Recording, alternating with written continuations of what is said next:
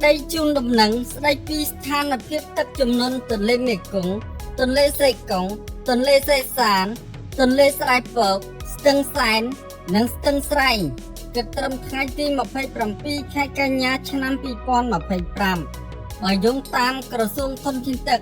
និងឧតុនិយមដែលបានតាមដានលើស្ថានភាពធាតុអាកាសនិងស្ថានភាពទឹកជំនន់នៅតាមទន្លេនិងបណ្ដាស្ទឹងសំខាន់នៅក្នុងព្រះរាជាណាចក្រកម្ពុជាបានឲ្យដឹងថាប្រទេសកម្ពុជាបាននឹងកំពុងទទួលរងនូវឥទ្ធិពលព្យុះទី20ឈ្មោះប៊ូឡយ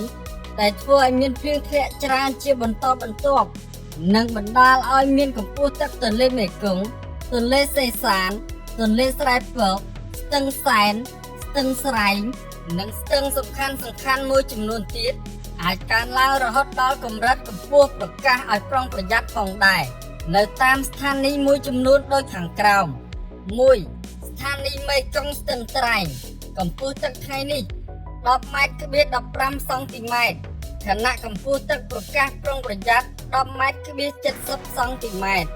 2. ស្ថានីយមេគង្គក្រចេះកម្ពស់ទឹកថ្ងៃនេះ20ម៉ែត្រ 63 សង់ទីម៉ែត្រខណៈកម្ពស់ទឹកប្រកាសប្រុងប្រយ័ត្ន22ម៉ែត្រ 3. ស្ថានីយមេគង្គកំពង់ចាមកម្ពស់ទឹកថ្ងៃនេះ13ម៉ែត្រ 06 សង់ទីម៉ែត្រខណៈកម្ពស់ទឹកប្រកាសប្រុងប្រយ័ត្ន15.20 សង់ទីម៉ែត្រ 4. ស្ថានីយស្រែពកលំផាត់កម្ពស់ទឹកថ្ងៃនេះ13ម៉ែត្រ 38 សង់ទីម៉ែត្រខណៈកម្ពស់ទឹកប្រកាសប្រុងប្រយ័ត្ន12ម៉ែត្រ 50 សង់ទីម៉ែត្រ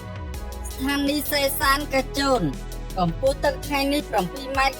75 សង់ទីម៉ែត្រខណៈកម្ពស់ទឹកប្រកាសប្រុងប្រយ័ត្ន8ម៉ែត្រ 50 សង់ទីម៉ែត្រ 6. ស្ថានីយសេកុងសៀមប៉ាងកម្ពស់ទឹកថ្ងៃនេះ10ម៉ែត្រ 70 សង់ទីម៉ែត្រខណៈកម្ពស់ទឹកប្រកាសប្រុងប្រយ័ត្ន11ម៉ែត្រ 50 សង់ទីម៉ែត្រ ស្ថានីយសេសានបានកំភួនកម្ពស់ទឹកថ្ងៃនេះ10ម៉ែត្រ 76 សង់ទីម៉ែត្រខណៈកម្ពស់ទឹកប្រកាសប្រុងប្រយ័ត្ន9.90 សង់ទីម៉ែត្រ 8. ស្ថានីយស្ទឹងសែនកំពង់ធំកម្ពស់ទឹកថ្ងៃនេះ13ម៉ែត្រ 88 សង់ទីម៉ែត្រខណៈកម្ពស់ទឹកប្រកាសប្រុងប្រយ័ត្ន13ម៉ែត្រ 50 សង់ទីម៉ែត្រ 9. ស្ថានីយស្ទឹងស្រែងក្រឡាញ់កម្ពស់ទឹកថ្ងៃនេះ8ម៉ែត្រ 34 សង់ទីម៉ែត្រខណៈកម្ពស់ទឹកប្រកាសប្រុងប្រយ័ត្ន8ម៉ែត្រ 10. ស្ថានីយស្ទឹងជីក្រែងកំពង់ក្តីកម្ពស់ទឹកថ្ងៃនេះ8ម៉ែត្រ 22 សង់ទីម៉ែត្រខណៈកម្ពស់ទឹកប្រកាសប្រុងប្រយ័ត្ន8ម៉ែត្រអាស្រ័យដូចបានជម្រាបជូនខាងលើសូមអាជ្ញាធរដែនដីនិងបងប្អូនប្រជាពលរដ្ឋដែលរស់នៅតាមដងទន្លេមេគង្គទន្លេសេកុងទន្លេសេសានទន្លេស្រែពកស្ទឹងសែននិងស្ទឹងស្រែងព្រមទាំងតំបន់ដែលនៅក្បែរនោះ